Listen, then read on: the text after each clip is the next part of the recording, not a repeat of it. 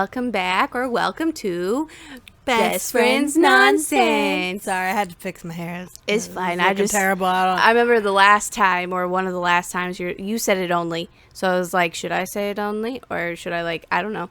But I think well, then you did this, and I was like, oh yes. It's a bunch of nonsense. You know? Right, exactly. So if you can tell, we got a theme going. We got the creepies. We got outfits. She specifically bought that for today's episode. Yes. Well, but that's because I showed up with a shirt to change into after work. That was the exact same shirt I wore last week. I was like, I haven't worn it since then. It's clean, but I need to change it up a little bit. But to them... Yeah, exactly. To you guys, it'd be like, does she own another shirt? I do. Right. They're all in boxes still. I'm just... When I do have time to unpack my stuff, I just don't do that. I do anything else. I don't know. It just feels like I constantly do laundry. They'll always just... Yes, also laundry never stops. So... That's what mine is, always. And dishes. Like, when all your dishes are done, that's the best 30 seconds of my entire day. Yeah. Like... Because then somebody comes behind you. Bloop. Yeah. You hear it hit the sink, and you're just like... a piece of your soul just dies. Like, why? All right. Be like that? Yeah. Well... I was telling her I don't got much of an update because I apparently didn't do anything this week. I even tried to think back, and I'm like, what the heck have I been doing this week? I thought I don't even know if I even left the house. I don't know anything. What did I do? My day is just right out the window. I don't know anything.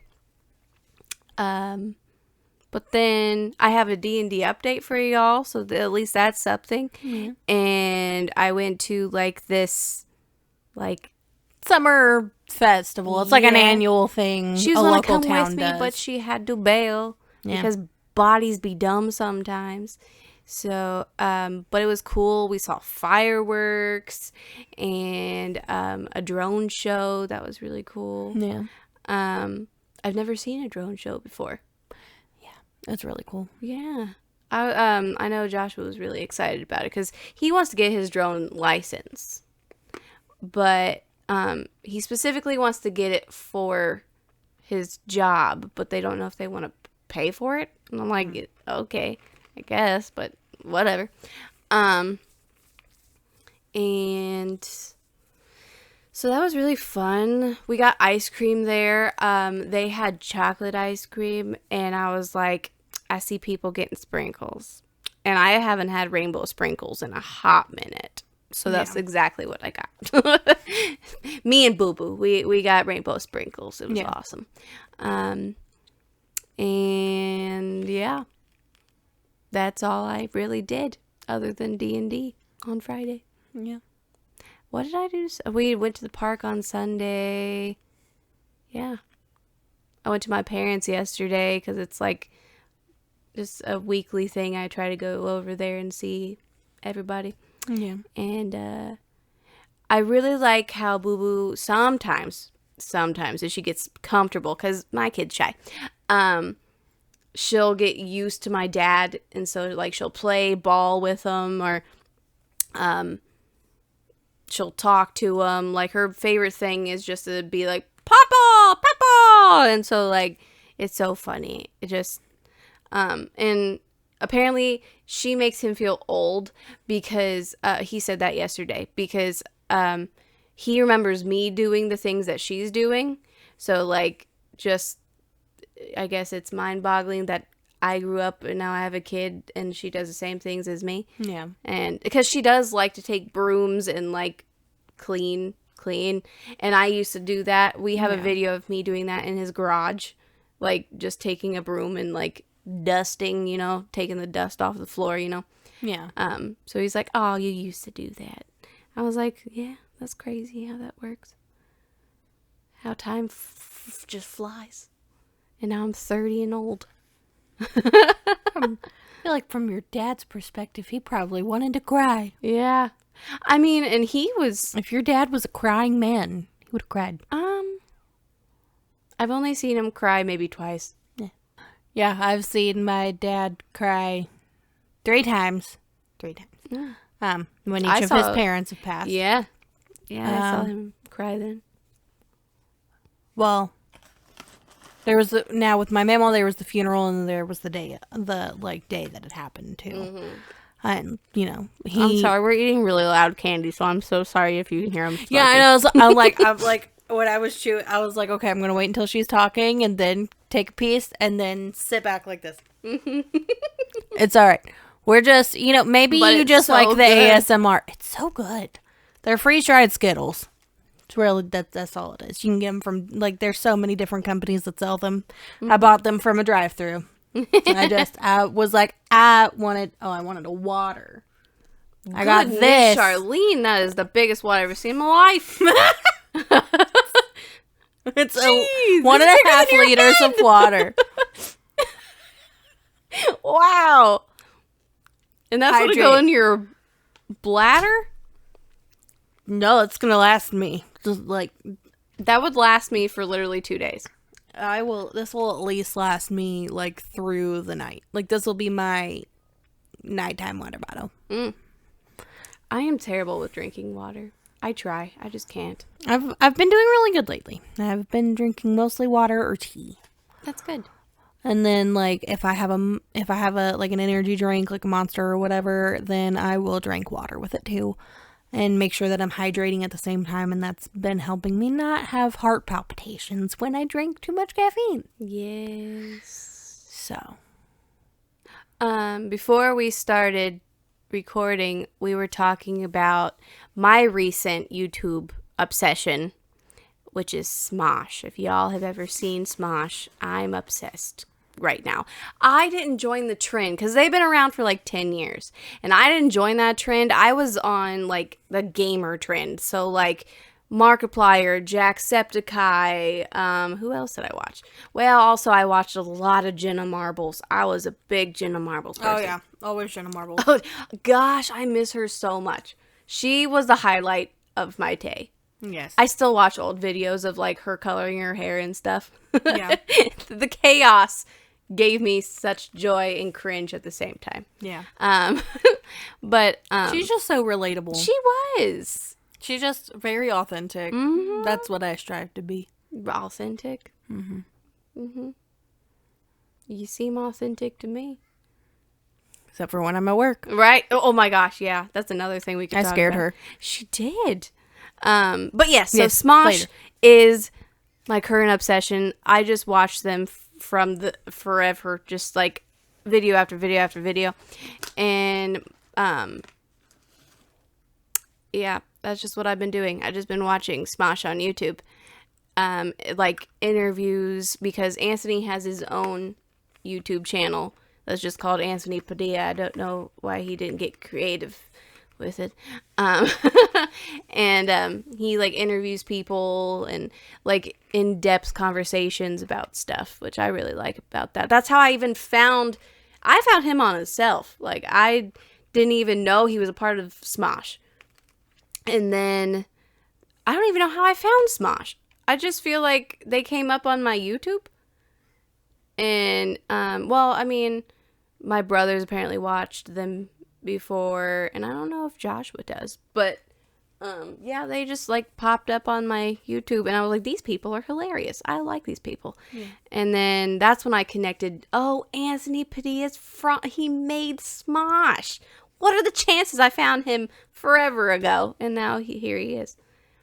And all that drama that went down about him, dropping the company, Smosh. And then he made his own stuff and did his own thing. And then 6 months ago, he joined Smosh again. Mm-hmm. So. I remember hearing about that, yeah. Yeah. And I really like the people in it. They seem so, you're saying, genuine. And they're just so funny. And they make you forget about your crippling debt that you're in, and And the crippling depression you're in. yes. So like I just really like it because I don't have to think. I can just watch. And I really like their card games. Like they do this like Smosh games or Smosh Pit. Yeah. And those are really the ones I like to watch because it's so funny. Currently my obsession is them playing Ultimate Werewolf. Have you ever heard of that game before? Yeah. Yeah. It's been a while, but yes. I would suck at that game. Any game that I have to lie at freaks me out. Like, I cannot lie very well. I'm not a good liar.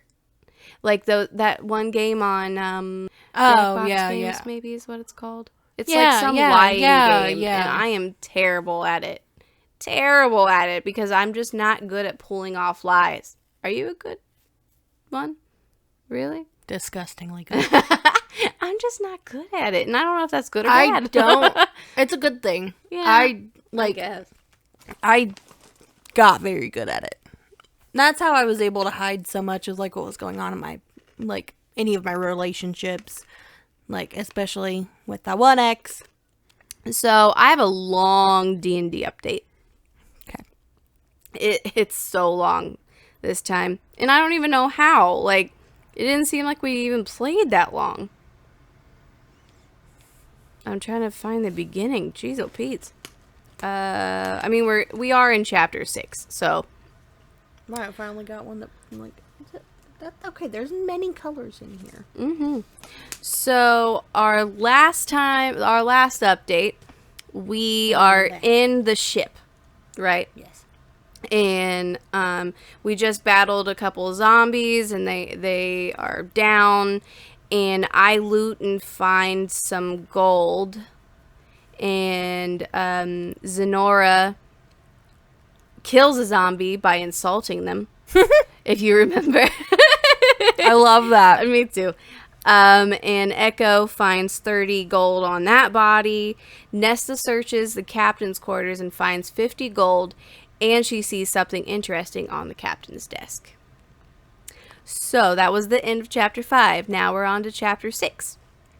Deciding that she didn't want to risk it, which can't blame her, Nesta did not grab what was on the desk, but Brocker, being his confident self, decided he was going to. He walks in and notices that the thing on the captain's desk is a compass, and it seems just like a normal compass.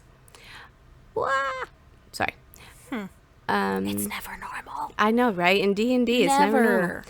Us deciding that we searched everywhere that has been needing to search. Zenora, myself, Nesta, and Echo walk down the steps, going deeper into the ship. Brocker, while investigating the captain's quarters, discovers a hole in the floor. Curious as to where it goes, he jumps down. He goes straight to the bottom of the ship and plunges into the water below.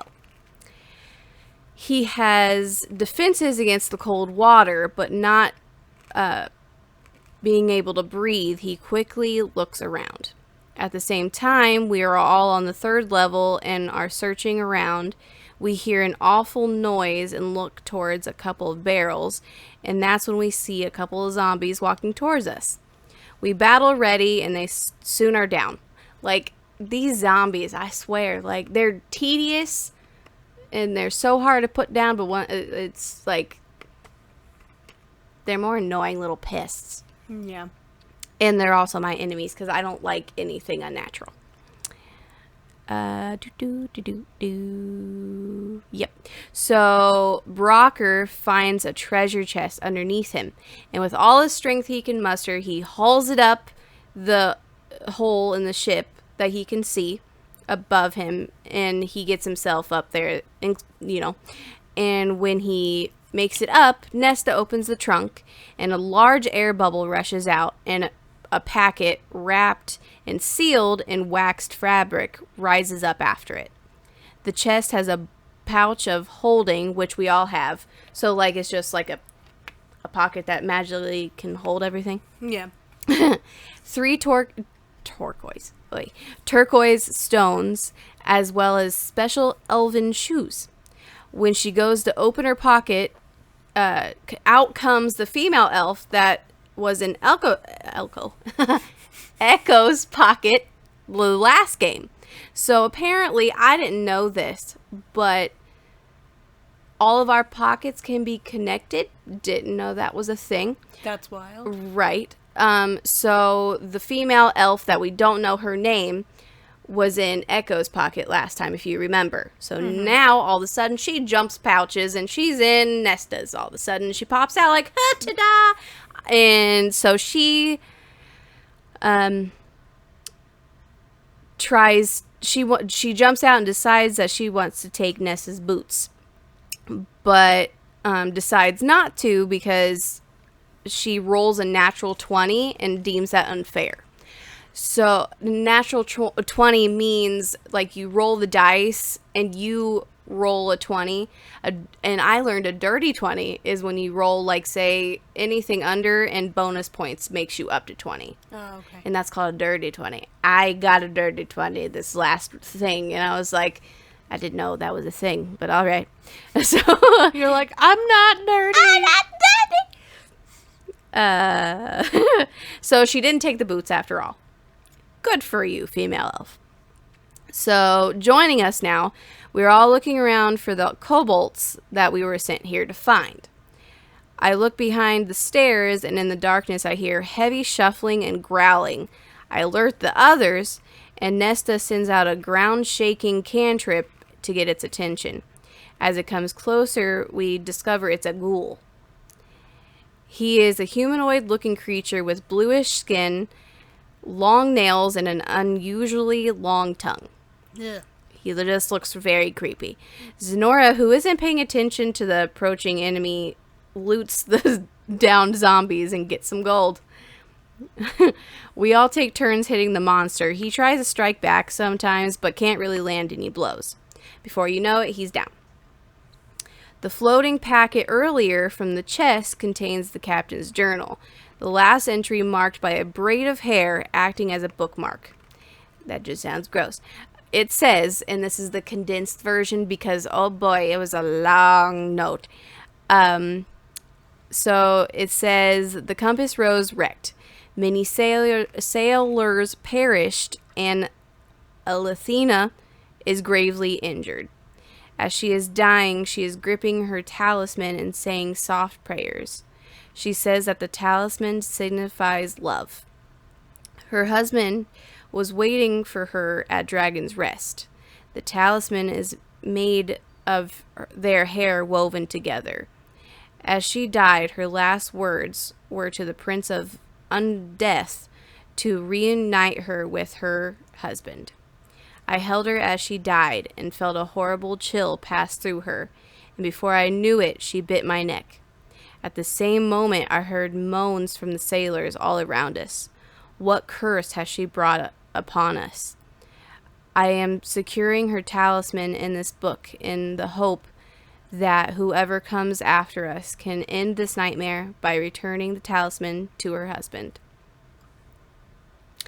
Discovering this, now we know that the ghoul is the captain of the ship, and he was there with the woman as she died, and she must have turned him into the monster that we see now, or like the prayers to the prince. Yeah. That's at least what I think it said, you know. Anyway, so Brocker now has a talisman that the captain had. We head back up, still not finding any trace of the kobolds, and we're getting pretty aggravated, like, why? Where are they? The elf decides to swim around down in the bottom of the boat to look for evidence, and nothing. So still we're like, we've searched everywhere. Where are these things? So we go back up on the deck. Just then we hear a bird squawking and look up at the crow's nest. We find it indeed not a crow, but a harpy. A harpy is a large monster. She has big black feathered wings and is flapping them about. She resembles a mangy vulture, while her head, torso, and arms look oddly human. Hi, Ivory. Brocker climbs up the pole to attack. I ready my shield just in case she swoops down because I'm like, she ain't gonna hit me, no thanks. As he reaches the top, he goes in for a hit and does some damage. The elf hits her with a fireball successfully this time, but the next throw misses, hitting the crow's nest, and now it's burning. When the harpy is starting to fly down, we hear a beautiful melody. But because Nesta, mine, and the elf's elven heritage, the enchanting melody takes no effect, unlike the others, except for Echo, who rolled high enough to not be affected. Zenora, Brocker, and Blep are now under the harpy's spell and follow her every command. Zenora at least looks happy, though. Her eyes are huge like saucers, and she's making biscuits on the harpy while purring. The rest of us are shooting and hitting the harpy. She flies up on the railing, and we notice the others follow her. Even Brocker, with no sense of his own safety, and due to the burning crow's nest around him, he falls and takes a lot of damage. But, like, literally, the DM, as he falls, the DM's like, how much damage, like, how much health points do you have? And he's like, 16. And he's like, you take 16 damage. So, like, it takes a lot of damage. He falls, but as his head hits the deck, the harpy spell is broken on him. Echo runs over, takes a healing potion, and shoves it in his mouth. But due to the glass shards, it doesn't boost his health to full capability. And I'm like, you couldn't have, like, uncorked it and then, like, made him drink it? But nope, gotta shove it in his mouth. Boys, I swear. When we finally take down the harpy, the others, free from her song, go back to normal. The Goliath, wanting a trophy from this battle, takes some feathers. He is really starting to smell because of the tentacle he has dangling around his neck, if you remember the sea monster. Taking a breath, we look at the other side. We look at the other side of the top deck. Realization hits that we never looked over there. We run over and investigate. We look over at Stormwreck Isle, and we see cobalt prints on the shore going over a hill. Knowing that we can't go back without at least trying to complete our mission, we decide to go. Echo pulls us all in the boat because he can now walk on water. It doesn't look like they went willingly. End of chapter 6. I think she farted on my leg. Nice. Because it all of a sudden just felt very warm. It did not feel wet. And it's like right where her butthole is. Like, I'm over here basically brushing you with my bare hands, okay? It's really just because I'm petting you and, well, you're just letting her go. Says, okay. Ivory. She's relaxed, huh? We saw your cat, Scooby. Yeah. He's looking like a man now, by the way. Like a full-on man. Is he getting fat? Yeah, he's junky. But he was not happy to see Boo Boo, by the way. He hissed as soon as she reached up for him. I was like, oh, they got beef. Just chilling. And I was like, Scoob, how's it going? He was like sniffing the air. Like, I think we were familiar, you know? Yeah. And then he started hissing. I was like, whatever, dude. That's fine. And Bella's starting to look old. Yep. I need to go see my babies. Yeah. Whenever. Well, now that we're 30 minutes in, I think I can do my update. Oh, snap. But that's okay, because you already did the D&D update. Mm-hmm. So, yeah, I'm basically just going to kind of... And I'm going to munch on candy. Yeah. So, Wednesday, I open again tomorrow. And then my nieces didn't want to go to church, but both of my sisters did. So I had to watch them, and I couldn't, have a life. Because I had plans, so I had to cancel those plans. But it was plans I really shouldn't have made. So I'm like, the universe knows. The universe knows. But Thursday I closed. Really was not that eventful. Also, I did not acquire this notebook that is over here behind Ivory until Saturday. So it didn't really get too detailed until then. Friday, I did have really cute makeup for work, which was fun. I think I saw that look on Snapchat. Yeah, I did like the pink eyeliner. Yeah. It was really cool. And then I closed again. Saturday, I had plans in the morning to replace the plans from Wednesday night. And then I got canceled on. Because the universe knows. Yeah, the universe does know. Which I also put ... big surprise. Because, no. So I decided to take myself to lunch and then to Walmart. I got a double. It's double red. That's a good double. I had a yellow one earlier. It was 2 yellow ones. That was also good. Nice. But then the B-dubs decided to make me not have a good day. So I had to cancel on Lindsey and could not go with her, which was very sad. But I got my notebook, which was very exciting. Sunday, I slept on and off until almost 3 o'clock in the afternoon. Yeah. I think it was from the fact that, literally, everything keeps canceling. yeah, I was so sad. And Well, Joshua slept in till 2 if it makes you feel better. yeah, you see, there you go. That happened. It was just a day of sleeping in. Yeah. I really, but Sunday was the day that I kind of, figured some things out. Mm-hmm. So, that ended up, by the end of the day, I did not feel upset anymore. I was just okay. Because, I found something out about myself recently, which we will discuss at a later time. But She keeps sending me messages that says my name in capital letters. I'm like, oh God, what?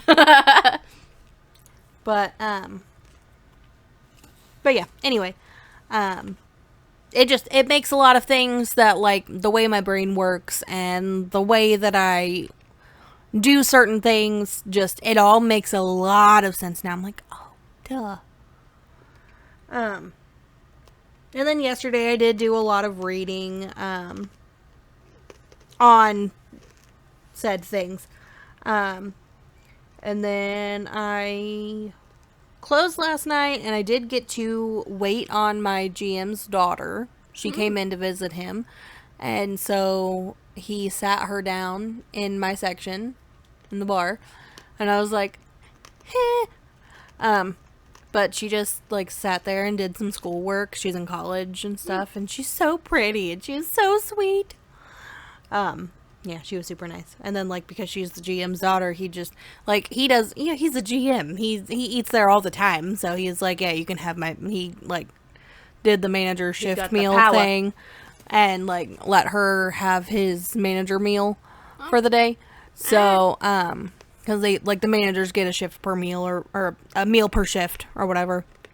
And they can, manager can have whatever. But... at least I think. I don't know. I'm not a manager, so there's probably some kind of rules, but I don't know what they are. But... sorry, my brain stopped working. The ADHD. Yeah. But yeah, he ended up tipping me. Because, he took care of the bill, so there was nothing, so I waited on her for nothing. Yeah. And so he tipped me 20% of what the total was. That's awesome. Yeah. He just came up to me and he just handed me cash. He was like, here you go.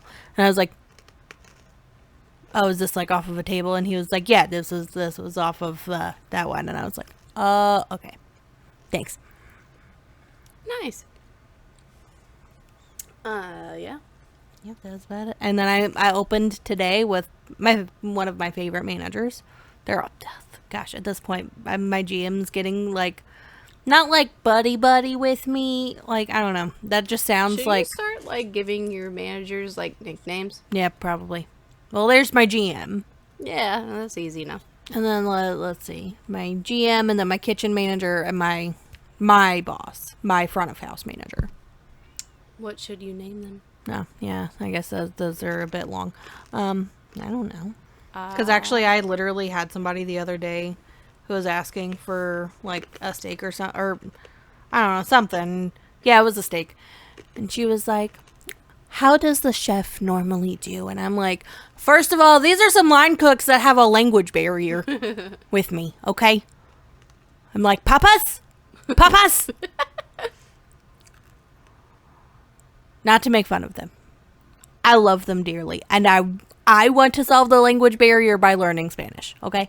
Papas is fries. Or it was potatoes. Oh, I didn't know that. Yeah, papas. And I learned that from a small I thought child. You were just calling them dad. Nope. No, God, no. That would be... Ivory was like, no thanks, don't like that.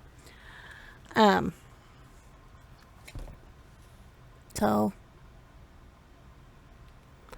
yeah, we gotta come up with nicknames for we'll him. do Joe Dirt.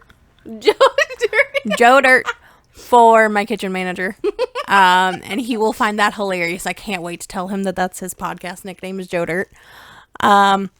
He always plays, like, he always has somebody play these, like, the same song over and over again, or, like, the same album over and over again, because it's all this one specific artist ever did, and I don't remember his name, the artist's name, but he's, like, he only had one album, and something, it's, like, country, but it's sad country, and I'm like, can you not? But he just, like, I don't know, he always he also golfs. Okay. I don't, but I just want to call him Joe Dirt. Hey, I just think that's so funny. You go for it. I'm a big nickname person. I love nicknames. I specifically named my child so that you could call her by her nickname. Yeah. And I like when people take my name or just like me by something and call me Would nickname. it be mean to call him Man Bun? Because he always wears his hair in a man bun now because it's gotten too long. You can call him whatever you want to call him. He's Man Bun. Man Bun and Man Joe Bun Dirt. and Joe Dirt. And then GM. GM. Now that we spent 10 minutes figuring that. Oh, no, that was not 10 minutes. That No, was I'm probably going to That was cut my it update down, plus though. that. Yeah, exactly. Yeah, I'm probably going to cut that part down, especially when we're like just talking about, well, no, I don't like that idea. And then blah, blah, blah. So, Yeah. we're going to cut that down. Anyway, so we got a long read ahead of us because our theme today is the Salem Witch Trials. Yes. And first, I was just going to wing it because I've heard so much about the Salem Witch Trials, but then I'm like, I don't feel like winging it. So last night, I went on... She went on a deep dive. I did. I'm I the got one like who 3 suggested this. Yeah. I went on like a 3-page, like, I just kept typing. So I took my references from the History Channel. So if something's wrong, take it up with them. Don't yell at me because I will cry. She will. To me. Yeah. Well, I will come for you. No, I'm just kidding. I will also cry. we're just sensitive Sallies. So I could not get a straight answer of when the Salem Witch Trials started. Or ended. I could not get a straight answer. So I did get a correct year.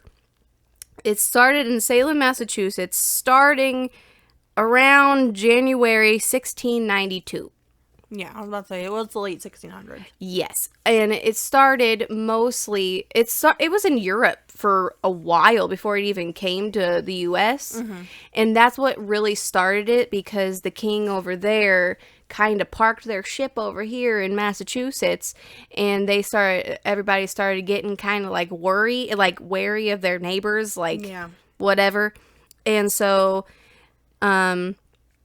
we're just going to do the general of 19 people were hanged at Salem Gallows Hill, while between 144 and 185 more men, women, and children were accused.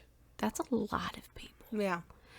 It was assumed that what caused this hysteria was fueled by residents' suspicions and the residents' resentment towards their neighbors, as well as fear of outsiders. It is also well known that in an effect, I cannot say those words together, it explains that the affected acted this way because the fungus ergot, do you know how to pronounce that? It's ERGOT. So I was like, do you drop the T? Like, is it French? I think it's ergo. Yeah. Ergo. It's something that's found in rye and wheat, which they ate a lot of back then. So symptoms of this include delusions, vomiting, and muscle spasms. Yes. So that's why that was it. That's important.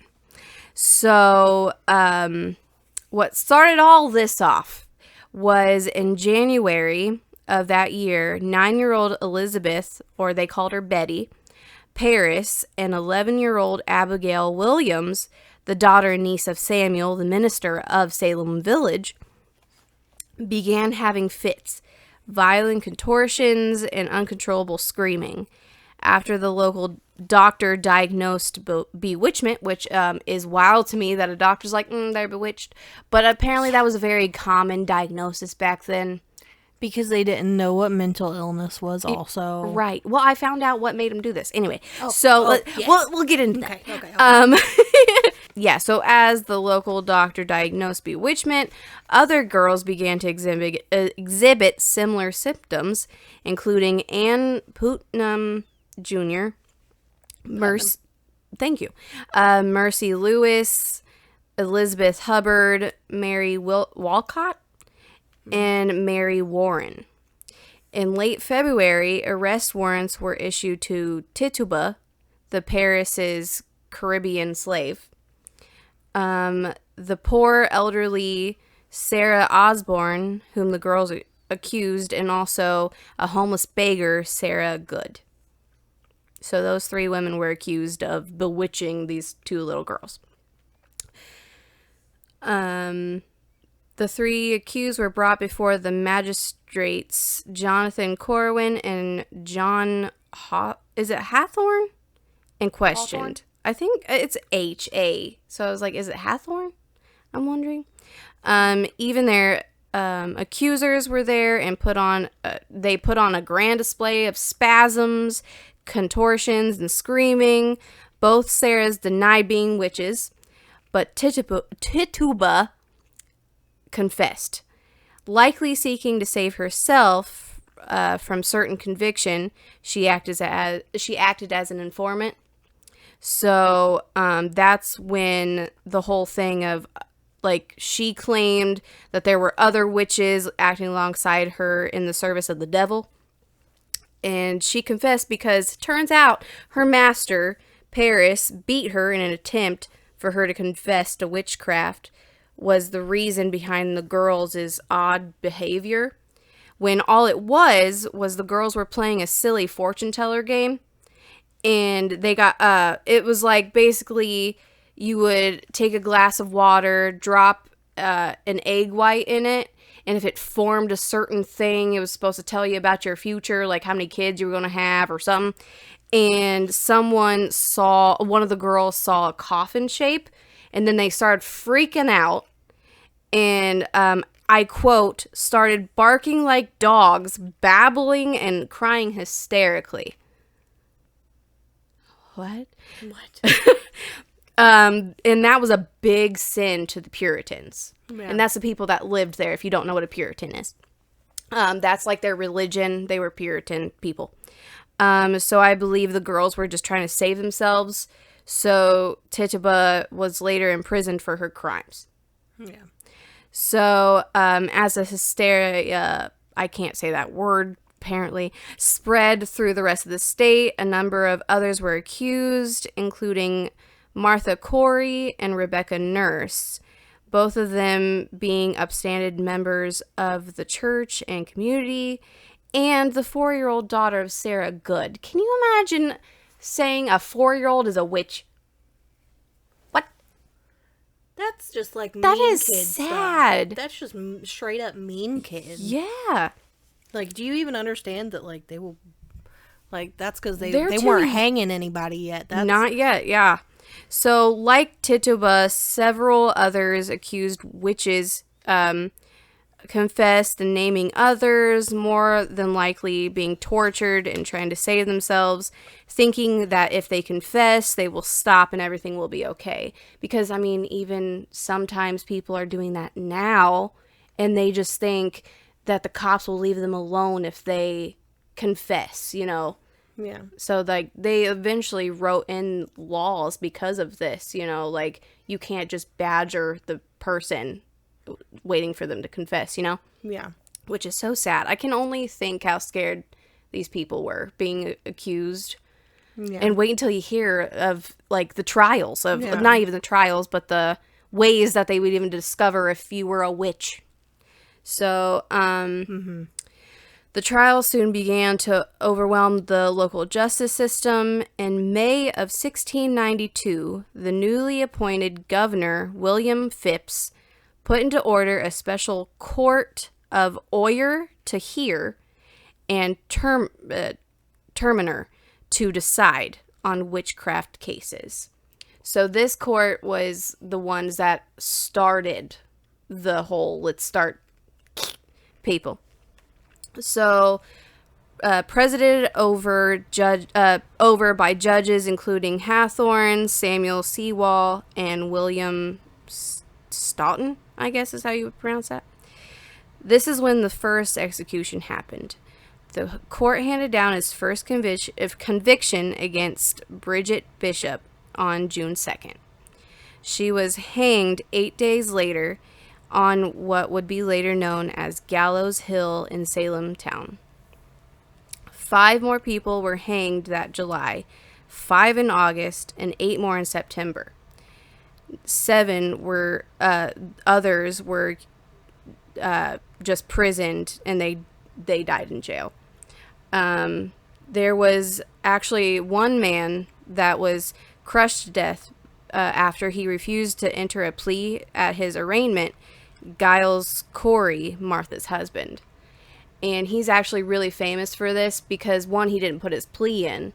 And when they were crushing him, I now don't quote me because I heard this from another person I was listening to, but she said that his last words were, they were like, come on, confess, or we're going to keep stoning you. And he's like, put on another. And he died. I was like, snap. I wouldn't be that ballsy. So, you may be wondering how they tested these people on how they were a witch or not. One of the tests were the swimming test, which was one of the most common ones. I wrote down the most common ones. So, witches were dragged to the nearest body of water, stripped down, bounded, and then tossed in to see if they would sink or float. Since water was presumed to be pure, that it would just reject anything evil, such as a witch, and it would prevent them from submerging. So to this way of thinking, an innocent person would sink, but a witch would simply bob to the surface. I've never seen anybody bob to the surface, but all right. The victim typically had a rope tied to them at the waist so that they could be pulled from the water in case they sank, but most of the time they were just too late to save the accused if they sank. So, doesn't make sense to me because if you sank, well, you were innocent but dead.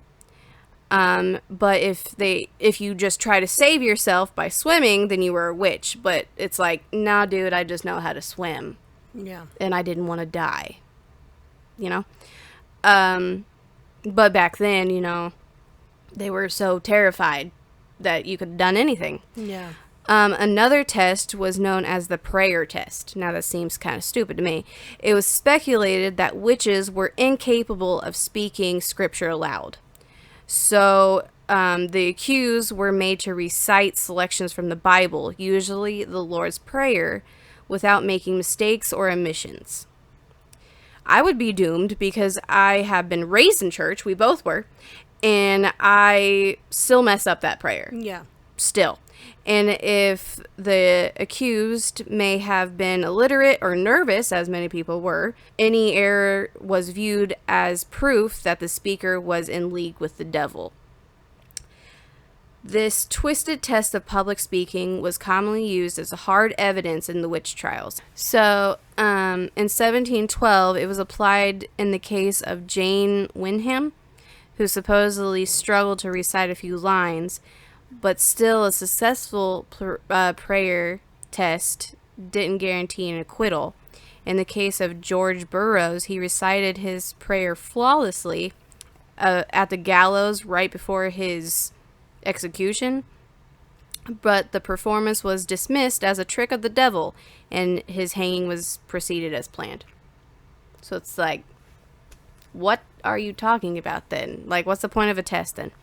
So, They if were you just trying want to kill people. read from here. Oop. And if you have any questions, of course, ask me. Or you can stop and just talk about stuff. Whatever. The touch test is next, yes. Okay. I was just making sure because I saw this, and I was like, oh, I don't know.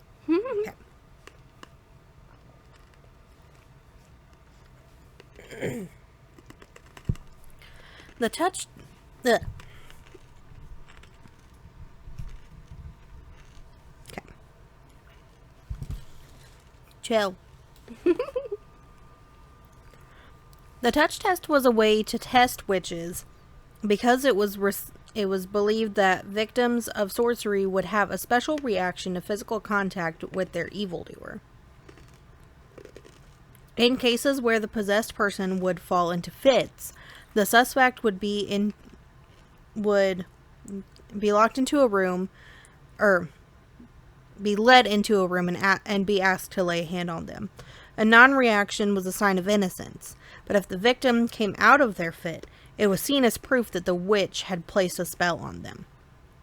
Did they really think that if they touched them, it was gonna fix anything? Like a girl couldn't totally pretend. Right, literally. Touch test played a famous part in the 1662 trial of Rose Colander and Amy Denny, two elderly English women charged with bewitching a pair of young girls.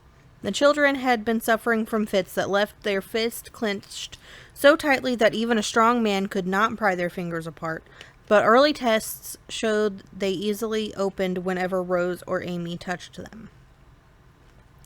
To ensure the reaction was genuine, judges had the children blindfolded and touched by other members of the court. The girls unclenched their fist anyway, which suggested they were faking, but even this was not enough to prove the women's innocence. Rose and Amy were both hanged. That makes no sense to me. What's the point? What's the point of having somebody there as proof? Yeah. If you're not going to believe them when your proof proves that they're innocent. Exactly. Literally, they were blindfolded and then they unclenched even when it wasn't one of the people accused. Exactly. Yeah, they hang them anyway.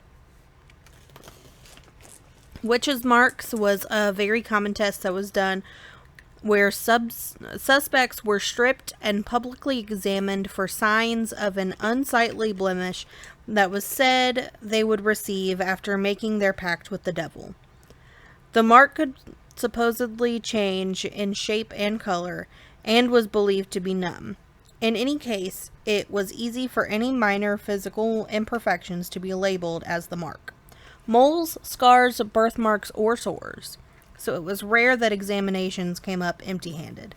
Many times, it almost seemed like anyone could be accused of witchcraft.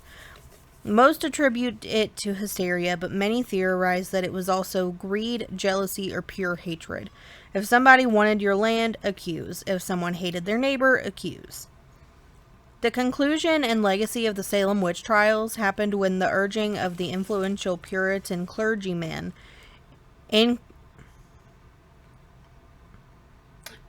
Increase? Yeah, that was his name. Really his Increase. Name? Increase? Mm-hmm. That's wild. Yeah.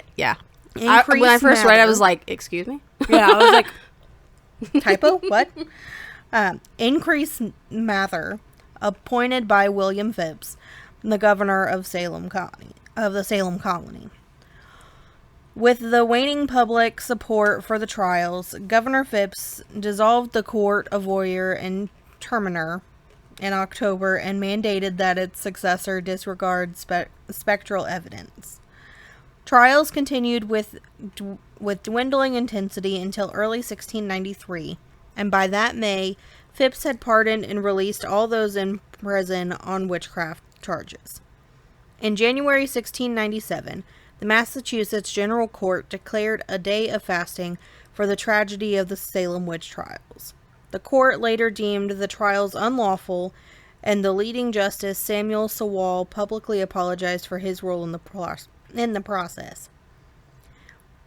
The damage to the community lingered, however, even after Massachusetts colony passed legislation restoring the good names of the condemned and providing financial restitution to their heirs in 1711. It seems like now Salem, Massachusetts celebrates their history while honoring those who lost their lives. All around are shops that have witch symbolism. They even have memorials where the witch trials were. And they have a Salem Witch Museum, the Salem Witch Village, and Rebecca Nurse's homestead, and many more. Mm-hmm. Yeah, for the part where they were talking about, like, Governor Phips. Yeah. Because all this happened in just, like, a year. Yeah. All the people that were being executed and imprisoned, and how did they decide if you're going to die? Yeah. Because a lot of people are still imprisoned. Because I definitely, like, narrowed things down. I could have kept going, but I'm like, I need to, like, basically, like, spectral evidence, and where people even just, like, having a dream that someone was a witch, they would take that into an accord that they were a witch. And it's like, just because you dream of it, as we learned last episode, just because I dream that I'm Christina Yang from Grey's Anatomy don't mean that I'm Christina Yang now. Exactly. Like, that's not how dreams work, my friend. But that one guy came in and ended it, but it's just like, I don't understand. And even because of all the people that were imprisoned, it's like, I don't know how much of retribution they actually got. Yeah. But, like, Tituba, she was released from prison. She spent 13 months in jail, and because they didn't give her anything because she had no money to her name because she was just a slave. So, like, nothing happened. She just got erased from the books after that. Man. Poor thing. I know. And, I'm trying to think of other things that I read that I didn't include, but it was a lot. There's so many theories of why it happened, and, that's with it came from Europe here, and, they were doing it for forever there. Oh, yeah, they were doing it for, like, there's things that date back as early as the 1000s, like, Really? 1072, but, the AI overview, when I put it in there. Yeah, sometimes the AI isn't true. Yeah. Which is why I'm saying the AI overview. It says that as far as Europe goes, witch trials were a widespread phenomenon in Europe between the 15th and 18th centuries, and involved the use of Christian demonology and witchcraft ideology to persecute people who were seen as threats to Christendom. Yeah, I remember reading something like that, because that was the Puritanism that I was talking about with the Puritans. And that's why it was seen as that silly little fortune teller game was such a sin to them. And I'm sure, like, the Christian faith that we grew up, they don't like that either. Fortune telling and soothsayers is what they would say. And I'm not against the church. I still am in the Christian faith, but I'm kind of in a point in my life where, and by the teachings that I'm being taught with my pastor, he's very forward thinking, and he fully believes that women are very important, because, you know, it seems like a lot of people push back women, like we're supposed to be the background and we're supposed to be the backbone and blah blah blah, the background characters. Yeah. And we're the ones that need to sit down and chill. Yeah, but my pastor is full in, like, women need to be represented in the church, and he asked me to, and I'm like, I don't know if I'm your girl there, sir, but maybe. Give me some time, but because I'm very nervous. Yeah. But I also, like I'm crunching way too closely. I'm also in the belief of different things that I'm sure many Christians also wouldn't agree about, like, especially us saying, you know, love is love, love whoever you want to, it doesn't matter. Yeah. But also, why can't it be true that love is love and you can love whoever? Why can't it? And why can't also God love you for being that way, you know? Why can't it be that you were like, everybody's like, God would never make you that way, but we don't know that. Right. Do you know everything? Did you die and come back? No. Right, exactly. You don't. And that's also a big thing with especially the Bible, though. Yeah. Is it's so subjective. Well, and the thing about it, too, is also, like, this has been translated. This has been carried through centuries and centuries and centuries. Mm-hmm. It was put together by multiple people.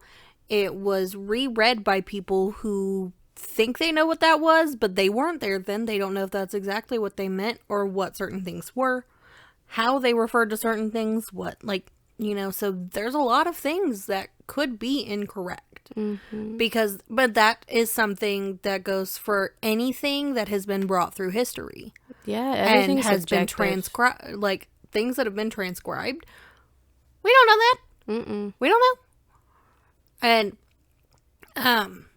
somebody was telling me one time they were, like, there was a whole theory around, like, if there were parts of it that, like, just here and there that... There was a couple books that were taken out. Yeah. That is a thing. Yeah. Yeah.